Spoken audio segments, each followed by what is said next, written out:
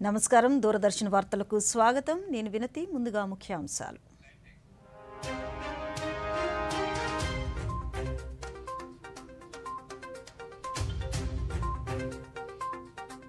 పర్యావరణ పరిరక్షణలో అడవుల పాత్ర ఎంతో విలువైందన్న రాష్ట్రపతి డెహ్రాడూన్లో ఇండియన్ ఫారెస్ట్ సర్వీస్ ప్రొబేషనర్ల స్నాతకోత్సవంలో పాల్గొన్న ద్రౌపది ముర్ము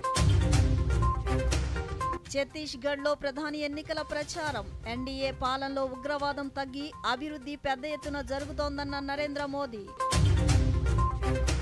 రాష్ట్రంలో ఉపాధి హామీ పనులపై ప్రభుత్వ ప్రధాన కార్యదర్శి దృశ్య మాధ్యమ సమావేశం అన్ని గ్రామాల్లో పెద్ద ఎత్తున ఉపాధి పనులు చేపట్టాలని డాక్టర్ కెఎస్ జవహర్ రెడ్డి ఆదేశం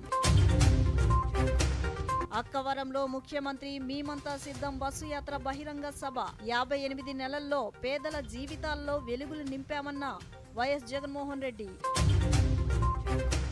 విజయనగరం జిల్లా నెల్లిమర్లలో ఎన్డీఏ కూటమి ప్రచారం ఎన్నికల ప్రచార సభలో పాల్గొన్న టీడీపీ అధినేత చంద్రబాబు జనసేన అధినేత పవన్ కళ్యాణ్ రాష్ట్రంలో కొనసాగుతున్న ఎండల తీవ్రత ఈరోజు 69 మండలాల్లో తీవ్ర వడగాల్పులు వార్తల్లోని వివరాలు పర్యావరణ పరిరక్షణలో అడవులు పోషిస్తున్న పాత్ర ఎంతో విలువైందని రాష్ట్రపతి ద్రౌపది ముర్ము పేర్కొన్నారు. ఉత్తరాఖండ్ పర్యటనలో భాగంగా డెహ్రాడూన్లో ఫారెస్ట్ రీసెర్చ్ ఇన్స్టిట్యూట్లో జరిగిన ఇండియన్ ఫారెస్ట్ సర్వీస్ ప్రొబేషనర్ల స్నాతకోత్సవంలో పాల్గొన్నారు.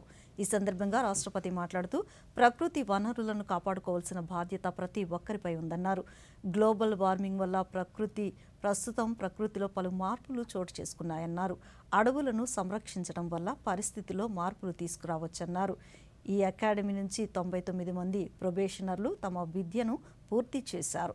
వీరిలో 2 భూటాన్ దేశానికి చెందిన వారున్నారని తెలిపారు. It's the spirit of the forest that moves the earth. Unquote. जंगलों के महत्व को जानबूझकर भुलाने की गलती मानव समाज कर रही है. हम ये भूलते जा रहे हैं कि वन हमारे लिए जीवन दाता है.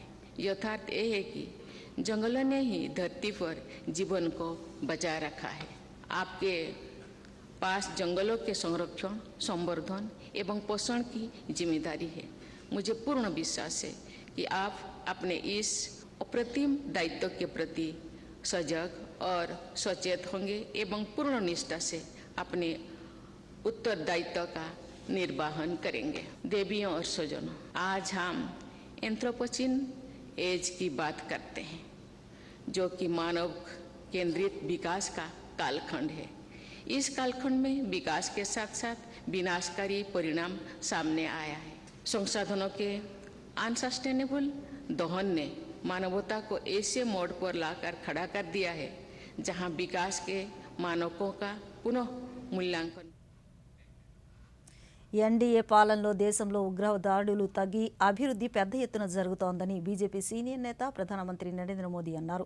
సార్వత్రిక ఎన్నికల ప్రచారంలో భాగంగా ఛత్తీస్గఢ్లోని సర్గుజాలో జరిగిన ఎన్నికల ప్రచార సభలో ప్రధాని మాట్లాడుతూ కాంగ్రెస్ పాలనలో దేశం అన్ని రంగాల్లో వెనుకబడి ఉందన్నారు. గత 10 ఏళ్లలో బీజేపీ ప్రభుత్వం దేశాన్ని అభివృద్ధి పదంలో నడిపిస్తోందన్నారు. కాంగ్రెస్ పార్టీకి మరోసారి అధికారం ఇస్తే ప్రజలను అన్ని రకాలుగా దోచుకునేందుకు సంసిద్ధంగా ఉందన్నారు. ఆదివాసీలు, ఎస్సీ, బీసీల అభివృద్ధి బీజేపీతోనే సాధ్యమని ప్రధాని వివరించారు. इस शाहबीद परिवार के शाहजादे के पिताजी के भी सलाहकार उन्होंने कुछ समय पहले कहा था, और ये परिवार उन्हीं की बात मानता है.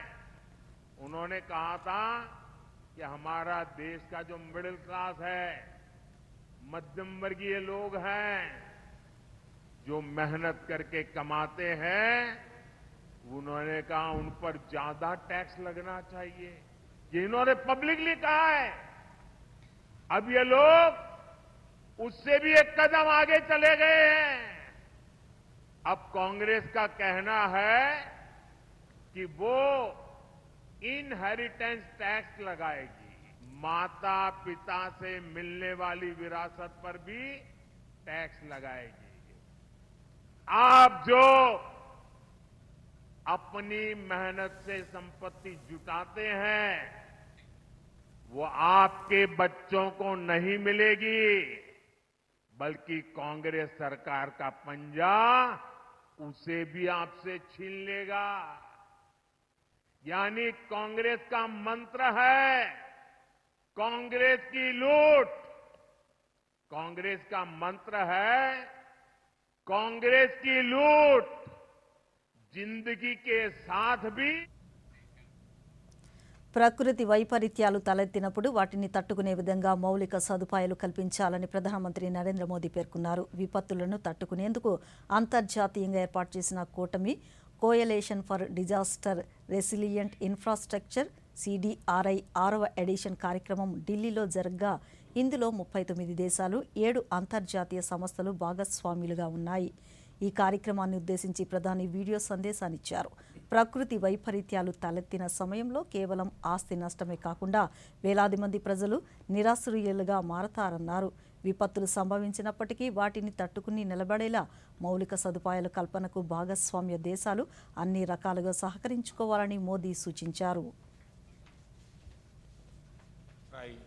Word launch. It is now a global coalition of 39 countries and 7 organizations. This is a good sign for the future. We must invest in resilient infrastructure today for better tomorrow.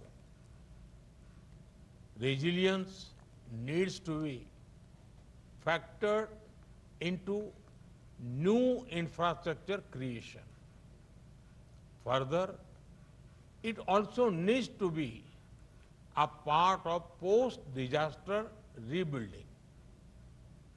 After disasters, the immediate focus is naturally రాష్ట్రంలో మహాత్మాగాంధీ జాతీయ గ్రామీణ ఉపాధి హామీ పథకం కింద పనులు నిర్వహించేందుకు ప్రస్తుతం మంచి అనుకూల సమయమని, అన్ని గ్రామాల్లో పెద్ద ఎత్తున ఉపాధి పనులు చేపట్టాలని ప్రభుత్వ ప్రధాన కార్యదర్శి డాక్టర్ కెఎస్ జవహర్ రెడ్డి జిల్లా కలెక్టర్లను ఆదేశించారు. రాష్ట్రంలో తాగునీరు, ఉపాధి హామీ పనులు, నీటి సరఫరా, విద్యుత్ సరఫరా పరిస్థితులపై విజయవాడ క్యాంపు కార్యాలయం నుంచి ఆయన జిల్లా కలెక్టర్లతో వీడియో సమావేశం నిర్వహించారు. ఈ సందర్భంగా జవహర్ రెడ్డి మాట్లాడుతూ అన్ని గ్రామాల్లోనూ పెద్ద ఎత్తున ఉపాధి హామీలు పనులు చేపట్టామని అన్నారు. అలాగే ఉపాధి పనులు నిర్వహించిన కార్మికులకు సకాలంలో నగదు చెల్లించాలని చెప్పారు. తాగునీటి పరిస్థితులు సమీక్షిస్తూ ప్రకాశం బ్యారేజ్ నుంచి నాగార్జున సాగర్ కుడి ప్రధాన కాలువ ద్వారా విడుదల చేసిన నీటితో సకాలంలో సమ్మర్ స్టోరేజ్ ట్యాంకర్లను నింపాలని సంబంధిత జిల్లాల కలెక్టర్లను ఆదేశించారు. అదేవిధంగా గ్రామీణ పట్టణ ప్రాంతాల్లో తాగునీటి ఎద్దడి గల ఆవాసాలు, కాలనీలకు ట్యాంకుల ద్వారా మంచినీటిని సరఫరా చేసే ప్రక్రియను నిరంతరం పర్యవేక్షించాలని ఆదేశించారు. ఈ ఎన్నికల్లో వైఎస్ఆర్ కాంగ్రెస్ పార్టీకి ఓటు వేస్తే పథకాలన్నీ కొనసాగుతాయని ముఖ్యమంత్రి వైఎస్ జగన్మోహన్ రెడ్డి పేర్కొన్నారు. వైఎస్ఆర్ కాంగ్రెస్ పార్టీ చేపట్టిన మేమంతా సిద్ధం బస్సు యాత్ర చివరి రోజులో భాగంగా అక్కవరంలో ఏర్పాటు చేసిన బహిరంగ సభలో ముఖ్యమంత్రి మాట్లాడుతూ సంక్షేమ పథకాలను ఇంటి వద్దకే చేర్చిన ఘనత వైసీపీ ప్రభుత్వానిదేనన్నారు. ఈ యాత్ర వైసీపీ జైత్ర యాత్ర అన్నారు. గ్రామ స్వరాజ్యంతో విప్లవాత్మక మార్పులు తీసుకువచ్చామన్నారు. 58 నెలల్లో పేదల జీవితాల్లో వెలుగులు నింపామన్నారు. స్వచ్ఛమైన మనసుతో, మంచి చేశానన్న ఆత్మవిశ్వాసంతో, మంచి చేశానన్న ఆత్మ సంతృప్తితో మీ ముందు మరోసారి సవినయంగా నిలబడ్డాడు. తలెత్తుకుని మీ బిడ్డ నిలబడ్డాడు. మీ అందరి ముందు 2024 ఎన్నికల్లో కూడా చేయలేని ఏ వాగ్దానాలు మేనిఫెస్టోలో మీ బిడ్డ పెట్టడు. నా రాష్ట్ర ప్రజల్ని, నన్ను నమ్ముకున్న ప్రజల్ని ఎన్నటికీ కూడా మీ బిడ్డ మోసం చేయడు. బాబు మాదిరిగా రోల్ గోల్డ్ దుకాణం తెరవడు. దాన్ని బంగారం అని చెప్పి నమ్మించే కార్యక్రమం మీ బిడ్డ చేయడు. చంద్రబాబు పెట్టే వాగ్దానాల వేలంలో మీ బిడ్డ పాల్గొనడు. ఈ బాబు తాను 3 సార్లు సీఎంగానే ఉన్నాను అని చెప్పుకునే కాలంలో, 14 ఏళ్ళు సీఎంగా చేశాను అని చెప్పుకునే కాలంలో మీ ఇంటికి ఏం చేశాడు, మీ ఇంటికి ఏమిచ్చాడు అని ఆ చంద్రబాబును అడిగితే కనీసం ఫలానిది చేశాను అని చెప్పుకునే పరిస్థితి కూడా లేని అలాంటి బాబుతో మీ జగన్ పోటీ పడడు. మీ జగన్ మార్కు ప్రతి పేద ఇంట్లో కూడా కనిపిస్తుంది. చంద్రబాబు మోసాలతో చంద్రబాబు అబద్ధాలతో, చంద్రబాబు వెన్నుపోట్లతో ఎవరితోనైనా ఏ స్థాయికైనా కూడా వెళ్ళి పొత్తులు పెట్టుకునే ఆయనతో ఏ వర్గాన్నైనా కూడా అలవోకగా మోసం చేసే ఆయన అలవాటుతో పోటీ పడలేడు మీ బిడ్డ. మీకు ఎలాంటి నాయకుడు కావాలి అని అడుగుతా ఉన్నాను. బాబు లాంటి మోసగాడు కావాలా? జగన్ లాంటి నిజ రాష్ట్రంలో 5 ఏళ్ల పాటు వైసీపీ అరాచక పాలన కొనసాగించిందని తెలుగుదేశం పార్టీ అధినేత నారా చంద్రబాబు నాయుడు పేర్కొన్నారు. సార్వత్రిక ఎన్నికల ప్రచారంలో భాగంగా విజయనగరం జిల్లా నెల్లిమర్లలో కూటమి ఎన్నికల ప్రచార సభలో జనసేన అధినేత పవన్ కళ్యాణ్తో కలిసి ఆయన పాల్గొన్నారు. ఈ సందర్భంగా చంద్రబాబు నాయుడు మాట్లాడుతూ దాదాపు 160 దేవాలయాలపై దాడులు జరిగాయన్నారు. వైసీపీ ప్రభుత్వం ఉత్తరాంధ్రలో ఒక్క సాగునీటి ప్రాజెక్టు కూడా పూర్తి చేయలేదని, భోగాపురం విమానాశ్రయ నిర్మాణం, ఉత్తరాంధ్ర సుజల స్రవంతి ప్రాజెక్టులను నిర్లక్ష్యం చేశారన్నారు. సైకో జగన్ ఉత్తరాంధ్రకి ఒక ప్రాజెక్టు తెచ్చావా అని అడుగుతున్నా. ఒక్క సాగునీటి ప్రాజెక్టు పూర్తి చేశావని అడుగుతున్నా. ఒక్క తమ్ముడికి ఉద్యోగాలు ఇచ్చారని అడుగుతున్నా. ఏమో మా ఆడబిడ్డలు మీకు న్యాయం చేశారని అడుగుతున్నా. ఎవరికి న్యాయం చేయని వాడు ఇక్కడే మీరు చూడండి. నేను ఒకటే ఆలోచించాను ఆ రోజు. భోగాపురం ఎయిర్పోర్టు నేను పెట్టాలనుకుంటే విశాఖపట్నం ఈస్ట్ గోదావరి జిల్లాలో మధ్యలో పెట్టేవాడిని. నాకు ఉత్తరాంధ్ర మీద ప్రేమ కాబట్టి భోగాపురంలో పెడితే ఇక్కడి నుంచి ఉత్తరాంధ్రకి గేట్వే అవుతుంది, పరిశ్రమలు వస్తాయి, మీకు ఉపాధి వస్తుందనే ఉద్దేశంతోనే ఆ రోజు భోగాపురం తీసుకొచ్చాం. 2750 ఎకరాలతో నేను ఆ రోజు ల్యాండ్ అక్విజిషన్ చేశాను, ఫౌండేషన్ వేశాను. ఈ సైకో జగన్ ఎక్కడన్నా పూర్తి చేస్తే నేను గాని ఓపెన్ చేస్తే మళ్ళా దానికి రీఓపెన్ చేస్తాడు. నేను ఫౌండేషన్ వేస్తే మళ్ళా ఫౌండేషన్ వేస్తాడు తప్ప పని మాత్రం పూర్తి చేయలేదు. నేనుంటే 2021 అయి ఉండేది. ఇప్పుడు హామీ ఇస్తున్నా, మీ నియోజకవర్గంలో ఇంటర్నేషనల్ ఎయిర్పోర్టు 2025 కంతా పూర్తి చేసి ఈ ప్రాంత అభివృద్ధికి నేను దోహదం చేస్తాం. మొదటి సంతకం మెగా డిఎస్సి పైన పెడతామని హామీ ఇస్తున్నా. అన్నదాతకు 20,000 రూపాయల ఆర్థిక సహాయం చేస్తాం. ప్రతి ఆడబిడ్డకి 1,500 రూపాయలు చొప్పున నెలకిచ్చి అదే సమయంలో ప్రజల బంగారు భవిష్యత్తు కోసమే కూటమిగా ఏర్పడ్డామని జనసేన అధినేత పవన్ కళ్యాణ్ పేర్కొన్నారు. విజయనగరం జిల్లా నెల్లిమర్లలో కూటమి ఎన్నికల ప్రచార సభలో పవన్ కళ్యాణ్ ప్రసంగిస్తూ ఉత్తరాంధ్రలో వలసలు ఆగి పరిశ్రమలు రావాల్సిన అవసరం ఉందన్నారు. నెల్లిమర్ల జూట్ మిల్లు మూసివేతతో అనేక మంది కార్మికులు ఉపాధి కోల్పోయారని, దానిని కేంద్ర సహకారంతో పునరుద్ధరిస్తామన్నారు.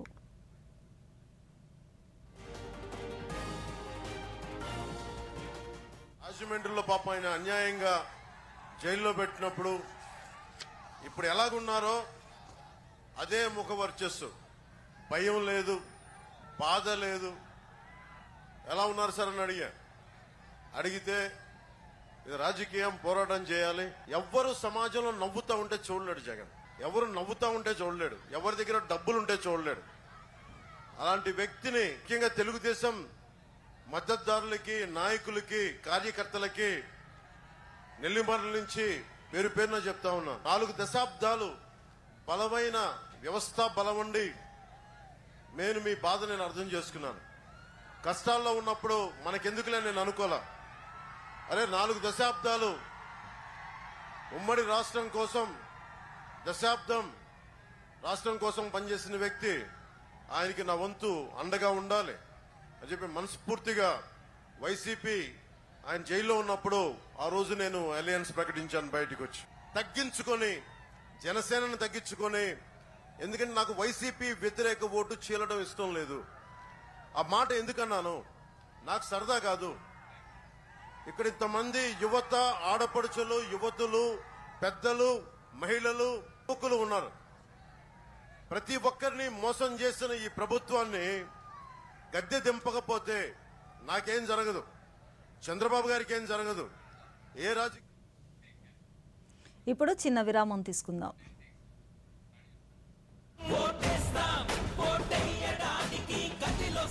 సాధారణ ఎన్నికలు, లోక్సభ మరియు ఆంధ్రప్రదేశ్ శాసనసభ 2024. పోలింగ్ తేదీ మే 13, 2024. ఓటు వేయడానికి సిద్ధంగా ఉండండి. ఎన్నికల పర్వం దేశానికి గర్వం. దివ్యాంగులు మరియు సీనియర్ సిటిజన్స్ కోసం హామీ ఇవ్వబడిన సౌకర్యాలు: ర్యాంప్ మరియు వీల్ చైర్, బ్రెయిలీతో ఎలక్ట్రానిక్ ఓటింగ్ మిషన్, దివ్యాంగులకు ప్రత్యేక క్యూలైన్ ప్రాధాన్యత, సంకేత భాష, దివ్యాంగులకు రవాణా సౌకర్యం. వెంటనే సాక్ష్యం యాప్ ని డౌన్లోడ్ చేసుకోండి. సౌకర్యవంతంగా ఓటు వేయండి. జారీ చేయువారు ప్రధాన ఎన్నికల అధికారి, ఆంధ్రప్రదేశ్. మంచి పనులకు సమయం పడుతుంది, అందంగా సింగారించాలంటే సమయం పడుతుంది, బ్యూటిఫుల్ డిజైన్ కి సమయం పడుతుంది. కానీ కేవైసీ అప్డేట్ నిమిషాల్లో. కేవైసీ అప్డేట్ మీరు ఇంటి వద్ద కూర్చుని చేయవచ్చు. Registered email, registered mobile number, online banking ద్వారా, ఆధార్, ఓటీపీ బేస్డ్ ఈ కేవైసీ ద్వారా, లేదంటే వీడియో కేవైసీ ద్వారా.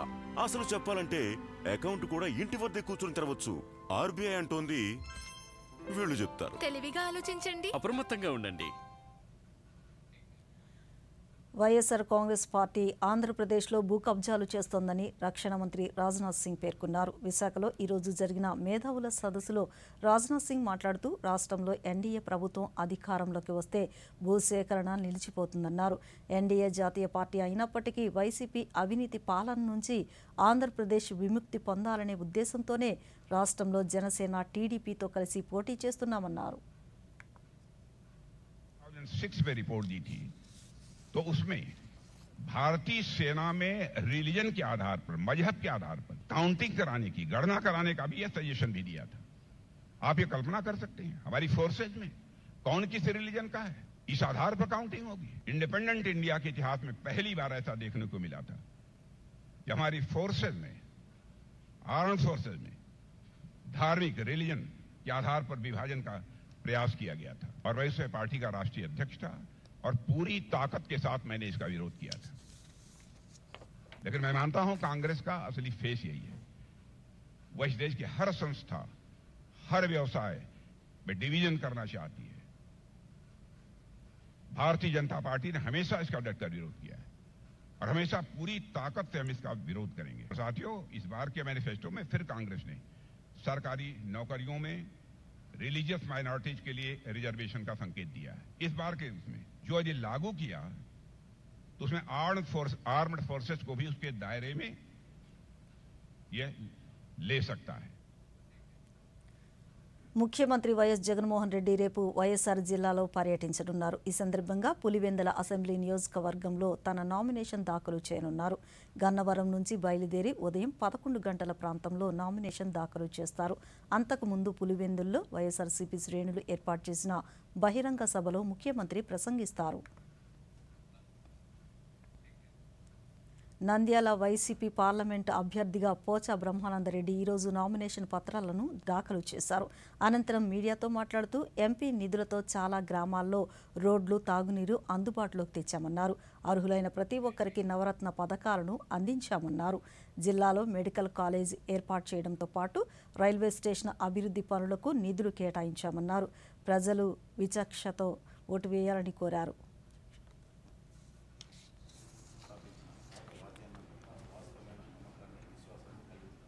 మళ్ళీ రెండోసారి ఎంపీగా నన్ను అవకాశం ఇచ్చేందుకు ముఖ్యంగా ధన్యవాదాలు తెలుపుకుంటూ ఈరోజు నామినేషన్ చేయడం జరిగింది. ముఖ్యంగా మేము చేసే సంక్షేమం, అభివృద్ధి పథకాలు చూసి జనాలు ఆకర్షితులవుతున్నారు. లాస్ట్ టైం దాదాపు 2,55,000 మెజార్టీ వచ్చింది. ఎక్కడైనా మా అభివృద్ధి లేదంటున్నారు. రండి పోదాం, మీ నందికోటకి పోదాం, లేకుంటే ఎక్కడైనా ఏ కాన్స్టిట్యూన్సీ రండి. ఏదో పబ్లిక్లో అవైలబుల్ లేదంటున్నాను. నేను ఆల్వేస్ 24 hours అవైలబుల్ ఉండా. నెంబర్ 2, దాదాపు నేను ఒక 5 years నుంచి బిజినెస్ దూరంగా ఉన్నా. ఎందుకంటే పాలిటిక్స్లో ఉన్నా కాబట్టి బిజినెస్ దూరంగా మా అబ్బాయి చూసుకుంటున్నాడు. అంతకుముందు లక్షల మంది మా సీడ్ అనేది ఒక మల్టీనేషనల్, మా రీసెర్చ్ బేస్, నాట్ సేల్స్ మేము ఒక రీసెర్చ్లో మాకు ఏదైతే హైబ్రిడ్స్ ఉన్నాయో హైబ్రిడ్స్ కంపెనీస్ సేల్ చేసుకుని మేము చేసే మల్టీనేషనల్ కంపెనీస్ చేసేది. ఒక నంద్యాల కాన్స్టిట్యూన్సీ కాదు, నందికోట కాన్స్టిట్యూన్సీ ఎక్కడన్నా సేవ చేసింది వాళ్ళు అడగండి. మనం నేనంటే అందరికీ తెలుసు. 7 నియోజకవర్గంలో నేనంటే తెలుసు. తప్పుడు ప్రచారం చేయకండి. ఏదైనా సరే మీకు ఏదో ఆన్సర్ చెప్పడానికి కానీ సిద్ధంగా ఉంటుంది. రాష్ట్రంలోని బడుగు బలహీన వర్గాల అభ్యున్నతికి అనేక సంక్షేమ పథకాలను ప్రవేశపెట్టడంతో పాటు 5 ఏళ్ల పాటు వాటిని సక్రమంగా అందించిన ఘనత ముఖ్యమంత్రి వైఎస్ జగన్మోహన్ రెడ్డికే దక్కుతుందని వైసీపీ నాయకులు పిల్లి సుభాష్ చంద్రబోస్ పేర్కొన్నారు. మండపేట నియోజకవర్గం వైసీపీ అభ్యర్థిగా తోట త్రిమూర్తులు ఈరోజు నామినేషన్ దాఖలు చేశారు. ఈ సందర్భంగా పిల్లి సుభాష్ చంద్రబోస్, తోట త్రిమూర్తులు మీడియాతో మాట్లాడుతూ వైసీపీతోనే అభివృద్ధి సాధ్యమన్నారు. We are very confident in the election. కారణం ఏంటంటే ఆంధ్రప్రదేశ్ రాష్ట్రంలోనే కాదు భారతదేశ చరిత్రలో సంక్షేమానికి ఇంత పెద్దపీట వేసిన ముఖ్యమంత్రి గారు ఒక్కరు కూడా లేరు. ఎన్నికల ప్రక్రియ ప్రారంభమై ఈ దేశంలో 71 సంవత్సరాలు పూర్తయింది. ఇది 72వ సంవత్సరం. ఈ 71 సంవత్సరాల్లో కూడా ఏ ప్రధానమంత్రి గారు కానీ ఏ రాష్ట్ర ముఖ్యమంత్రి గారు కానీ ఎన్నికల ముందు ఇచ్చిన వాగ్దానాలను నెరవేర్చినటువంటి ముఖ్యమంత్రి గారు ఒక్కరు కూడా లేరు. మెండపేట నియోజకవర్గానికి వైఎస్ఆర్ పార్టీ అభ్యర్థిగా ఇన్ని రోజు నామినేషన్ వేయడం జరిగింది. ఈ భారతదేశంలో ఎక్కడా లేనటువంటి విధంగా జగన్మోహన్ రెడ్డి గారి యొక్క పరిపాలనని చూసినటువంటి ప్రజలందరూ కూడా ఎప్పుడు ఎన్నికలు వస్తాయా మా రుణం తీర్చుకుంటామనేటువంటి విధంగా ప్రజలందరూ ముందుకు వచ్చారు. ప్రజలు చూసినటువంటి మార్పు, చూపించినటువంటి మార్పు, అదేవిధంగా ఏ విధంగా సంక్షేమ కార్యక్రమాలు చేశారు, కులం చూడలేదు, మతం చూడలేదు, పార్టీలు చూడకుండా ఆయన చేసినటువంటి సంక్షేమ కార్యక్రమానికి ప్రజలందరూ కృతజ్ఞతగా ఓటేయాలనేటువంటి ఉద్దేశంతో ఆ రోజు ఓటేయడం జరిగింది. మచిలీపట్నం పార్లమెంటు నియోజకవర్గ ఎన్డీఏ కూటమి ఎంపీ అభ్యర్థిగా వల్లభనేని బాలశౌరి, ఎమ్మెల్యే అభ్యర్థిగా కొల్లు రవీంద్ర ఈరోజు నామినేషన్ దాఖలు చేశారు. కార్యకర్తలు అభిమానులతో కలిసి ర్యాలీగా కలెక్టరేట్ చేరుకుని నామినేషన్ పత్రాలను ఎన్నికల అధికారికి అందజేశారు. అలాగే మచిలీపట్నం పార్లమెంట్ కాంగ్రెస్ అభ్యర్థిగా గొల్లి కృష్ణ, అసెంబ్లీ అభ్యర్థిగా మతిన్ నామినేషన్ వేశారు.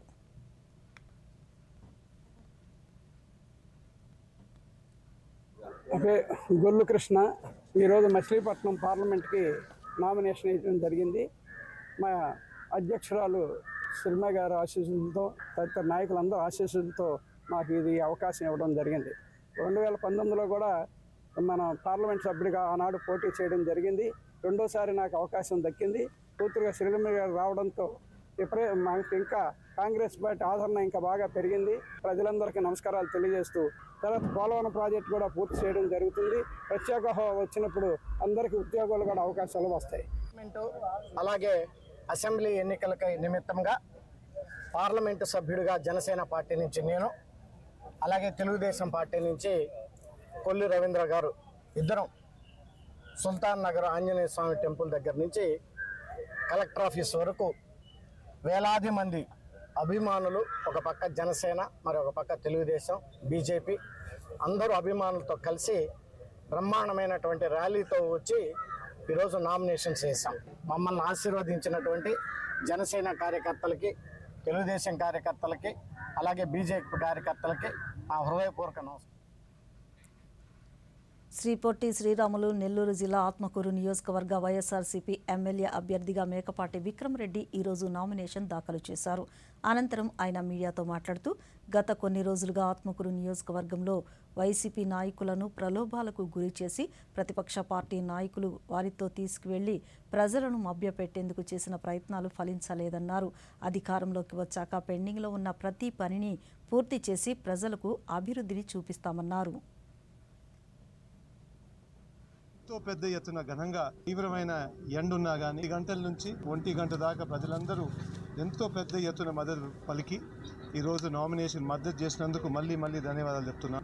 పెద్ద ఎత్తున మద్దతు ఇచ్చి ఆత్మకూరులోనే కాదు మొత్తం ఏపీలో ఒక పెద్ద టైడల్ వేవ్ లాగా వచ్చి పిలిపిస్తారని చెప్పి నేను మనవి చేస్తున్నాను. తాము ప్రజా సేవ కోసమే రాజకీయాల్లోకి వచ్చామని, చిత్తూరులో నెలకొన్న ప్రజా సమస్యల పరిష్కారం కోసం పనిచేస్తానని చిత్తూరు టీడీపీ అసెంబ్లీ అభ్యర్థి జి జగన్మోహన్ వెల్లడించారు. చిత్తూరు నగరంలో భారీ ప్రదర్శనతో జిల్లా ఎన్నికల అధికారి సగిలి షణ్మోహన్కు ఆయన నామినేషన్ పత్రాలను అందజేశారు. ఈ కార్యక్రమంలో బీజేపీ, జనసేన, టీడీపీ ఎంపీ అభ్యర్థి దగ్గుమల్ల ప్రసాదరావు పాల్గొన్నారు. నామినేషన్ ప్రక్రియ పూర్తి అయింది. చిత్తూరు పట్టణానికి సంబంధించి అశేషంగా విచ్చేసి జనాలు వాళ్ళ మద్దతు తెలిపినందుకు ప్రతి ఒక్కరికి కూడా నా ధన్యవాదాలు. ఎక్కువ హడావిడి చేసి మా పార్టీకి సంబంధించిన కార్యకర్తలు, నాయకులు మద్దతు తెలపడానికి బయలుదేరుతుంటే మీకు రేపు నుండి కరెంట్ లేదు, మీకు రేపు నుండి నీళ్ళు ఇవ్వము, రేపు నుండి మీకు ఫలానా స్కీములు రావంటూ భయభ్రాంతులకు గురి చేశారు. ఆ నాయకులకి ఇవాళ చెబుతున్నా, ఎక్కువ రోజులు సాగు, ఇంకా మీ ఆటలు కరెక్ట్గా 60 రోజులు ఆగండి. ఎవరు ఎన్ని భయభ్రాంతులకి గురి చేసినా చిత్తూరు పట్టణము అలాగే పక్కనే ఉన్న పూతలపట్టు గంగాధర్ నెల్లూరు నుండి కూడా అనేక జనాలు వచ్చి బీజేపీ, జనసేన, తెలుగుదేశం పార్టీకి సంబంధించిన నాయకులు, కార్యకర్తలు మద్దతు తెలిపినందుకు వారికి కూడా పేరు పేరున ఒంగోలు నగర సమగ్రాభివృద్ధికి కృషి చేస్తానని తెలుగుదేశం పార్టీ నాయకులు దామచర్ల జనార్దన్ పేర్కొన్నారు. ఒంగోలు అసెంబ్లీ కూటమి అభ్యర్థిగా ఆయన రిటర్నింగ్ అధికారి జీవి సుబ్బారెడ్డికి నామపత్రాలను అందించారు. ఈ సందర్భంగా ఆయన మీడియాతో మాట్లాడుతూ తెలుగుదేశం పార్టీ హయాంలో ఒంగోలులో చేపట్టిన అభివృద్ధి పనులు తర్వాత ఆగిపోయాయని, కూటమి అధికారంలోకి రాగానే వాటన్నిటినీ పూర్తి చేస్తామన్నారు.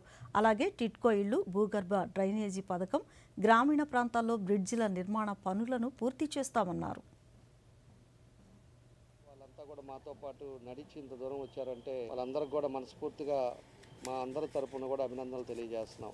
భవిష్యత్తులో తప్పకుండా కూడా ఏదైతే ఈ ఒంగోలులో ఆగిన అభివృద్ధిని దాన్ని కొనసాగిస్తాం. మనం చేసిన 75%, 80% కంప్లీట్ అయ్యి ఈరోజు అవి అన్నీ కూడా ఆగిపోయి ఉన్నాయి. ఏదైతే తాగునీరు ప్రతిరోజు మంచినీళ్ళు ఇవ్వాలనేది మా ఉద్దేశం. ఆ మంచినీళ్ళది దగ్గర 80% తీసుకొస్తే దాన్ని 5 సంవత్సరాల్లో చేయలేకపోయారు. ఇంకా ఒంగోలులో తాగునీరు సమస్య లేకుండా చేస్తామని చెప్పి కూడా మేము తెలియజేస్తూ ఉన్నాం. రెండవది వచ్చేసి పోతురాజు కాలువని 85 కోట్లు పెట్టి ఆ రోజు శాంక్షన్ చేపిస్తే దాన్ని 3 కాంట్రాక్టులు మారి దాన్ని కూడా కట్టలేక ఈరోజు ఆ వర్క్ క్యాన్సిల్ అయిపోయింది. ఆ వర్క్ ఈరోజు మళ్ళీ రీఎస్టిమేషన్ వేపియాలి. వేపించిన తర్వాత 4 లక్షల ఇల్లు పేద ప్రజలకి ఇలానిపోయాడు. కాబట్టి రేపు టిడ్కో హౌసెస్ కూడా 6,000 ఇల్లు కూడా రాగానే వితిన్ 6 మంత్స్ లోపల వాళ్ళు చలానాలు కూడా ఉండేవాళ్ళని చూసి వాళ్ళందరికీ కూడా వాళ్ళ సొంత దొంగ ఓట్లతో వైసీపీ అభ్యర్థి భూమన అభినయ్ రెడ్డి తిరుపతిలో గెలవాలని చూస్తున్నారని కూటమి ఎమ్మెల్యే అభ్యర్థి ఆరణి శ్రీనివాసులు ఆరోపించారు.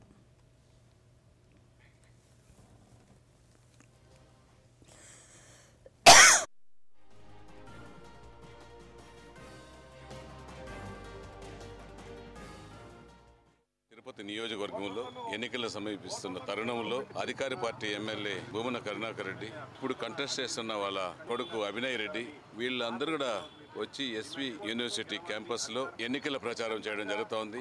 అవి తెలుసుకొని మేము జనసేన నాయకులు, జిల్లా అధ్యక్షులు మేము వచ్చి ఇది ఎంతవరకు న్యాయము అనేసి ఎన్నికల కమిషన్ దృష్టికి తీసుకెళ్లేదానికి దానికంటే ముందు ఇక్కడ వీసీకి ఇక్కడ ఎన్నికల ప్రచారం వైసీపీ నాయకులు చేస్తున్నారు. కొంతమంది వైసీపీ స్టూడెంట్స్ విభాగం వాళ్ళు కూడా క్లాస్ రూమ్లలో వైసీపీకి ఓటు వేయాలని చేస్తున్నారు. అవన్నిటిని అడ్డుకునే దానికోసం ఈరోజు మేము జనసేన ఎమ్మెల్యే అభ్యర్థిగా నేను వచ్చి ఇవన్నీ అడ్డుకొని ఇక మీద జరిగితే మేము సివియర్ యాక్షన్ తీసుకుంటామని రాత మూలకంగా వీసీ గారికి కంప్లైంట్ ఇవ్వడం జరిగింది.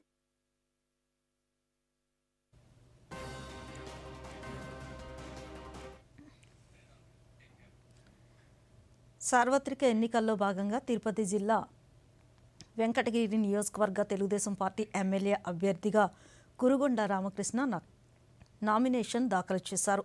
భారీ ర్యాలీగా వెళ్లి ఎన్నికల రిటర్నింగ్ అధికారికి నామినేషన్ పత్రాలను అందజేశారు.